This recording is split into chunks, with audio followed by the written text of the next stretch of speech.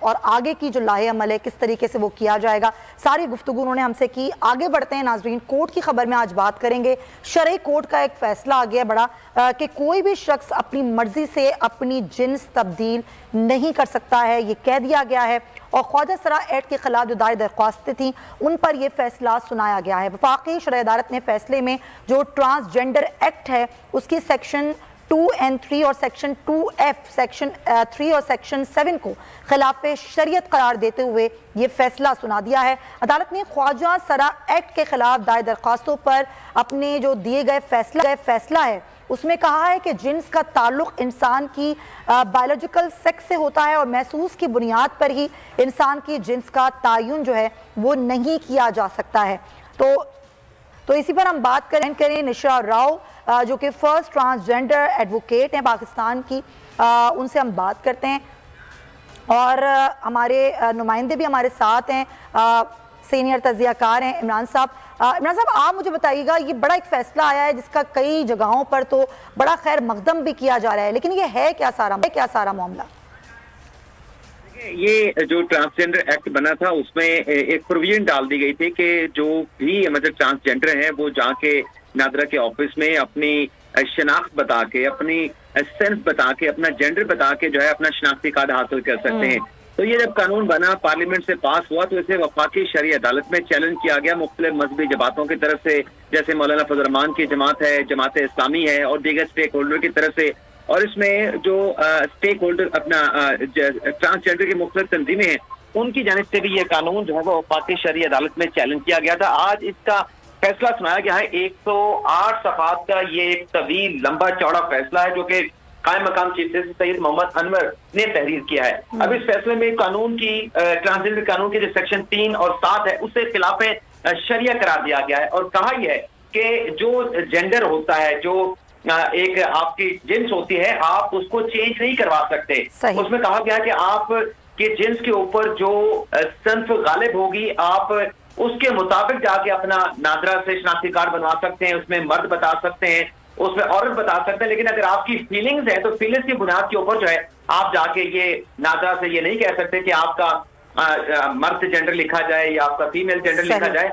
आपकी जिन्स के ऊपर जो गालिब होगी, जो पैदाइश में आपका लिखा जाएगा, उसके मुताबिक आप जो है वो नादरा से सर्टिफिकेट हासिल कर सकते हैं। और इसमें यह भी कहा गया है कि ये जो प्रोविजन है, सेक्शन जो 7 का जिक्र किया गया है, 3 का जिक्र किया गया, ये जो इस्लामी तालीमात है उसके मुनाफी है, गैर शरई इसको करार दिया गया है।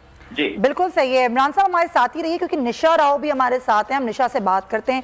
निशा, आप खुद कानून को समझती हैं, आप सारे मामला जानती हैं, लेकिन ये शरई कोर्ट का फैसला जिसमें कहा गया है कि विरासत में जो हिस्सा है वो भी जिन्स के मुताबिक मिल सकता है, लेकिन अगर किसी को फीलिंग हो, अपनी फीलिंग की बुनियाद पर वो ऐसा नहीं कर सकता, शरीयत इसकी इजाज़त नहीं देती है।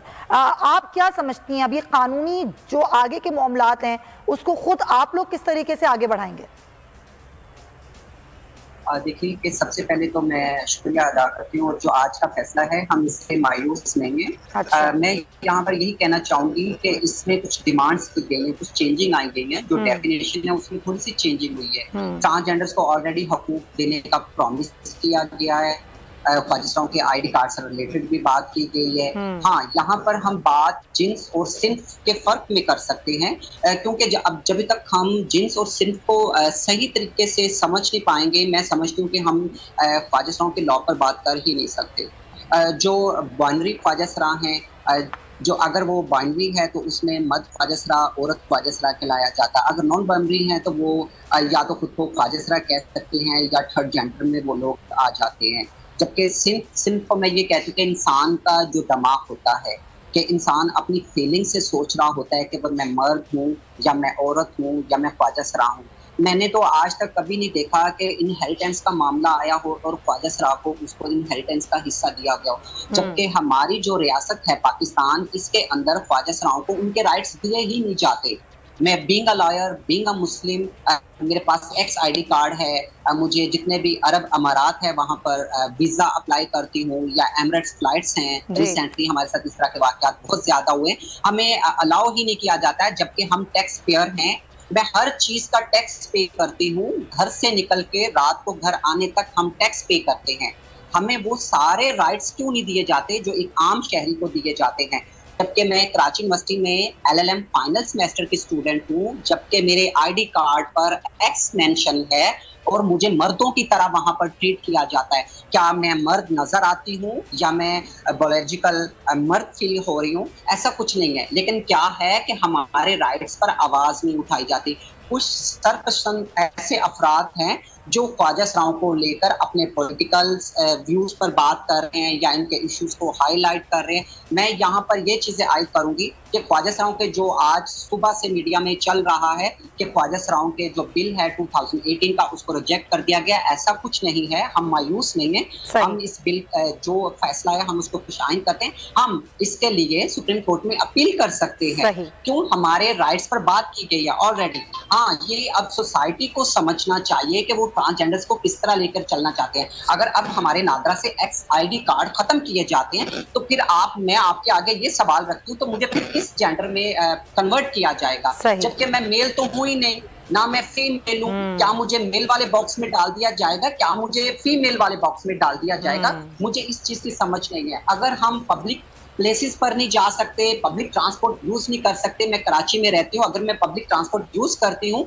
तो मुझे बहुत ज्यादा इश्यूज होते हैं। 2 डिपार्टमेंट है, फ्रंट पे फीमेल्स होती हैं, बैक पर मेल्स होते हैं। मेरे लिए ये डिसाइड करना मुश्किल हो जाएगा आने वाले वक्त में जब मेरे पास ID कार्ड मर्दों वाला होगा कि मैं मर्दों से हरास होने के लिए। ये सारे मामलात जो हैं ये हुकूक के हैं कि इसमें जो एक कन्फ्यूजन है, मैं ये कहूँगी कन्फ्यूजन का जो है वर्ड इस्तेमाल करना चाहूँगी कि वो कन्फ्यूजन जो है वो दूर होनी चाहिए। और आप ये कह रही हैं निशा कि अब इस मामले को सुप्रीम कोर्ट आप लोग लेकर जाएंगे, क्योंकि यहाँ मामला हुकूक का है। ख्वाजा सरा को सोसाइटी एक्सेप्ट करे जैसे कि वो चाहते हैं, उनको सारे हुकूक दिए जाएं। थैंक यू सो मच निशा राव हमारे साथ मौजूद थी, और आपका भी बहुत शुक्रिया इमरान वसीम। मामले को बहुत ही सेंसिटिव तरीके से टेकअप करने की